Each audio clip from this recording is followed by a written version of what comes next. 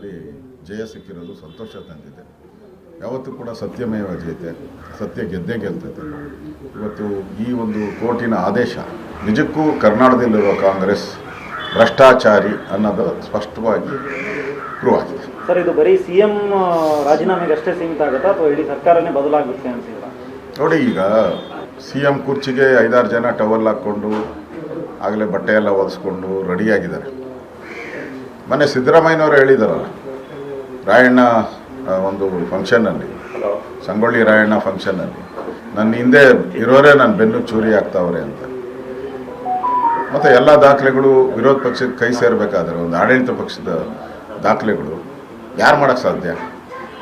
ಅದರಿಂದ ಸಿದ್ದರಾಮಯ್ಯನವರು ಏನು ಹೇಳಿದ್ದಾರೆ ಅವರು ಸಂಗೊಳ್ಳಿ ರಾಯಣ್ಣ ಕಾರ್ಯಕ್ರಮದಲ್ಲಿ, ಅದು ಸತ್ಯ ಆಗಿದೆ.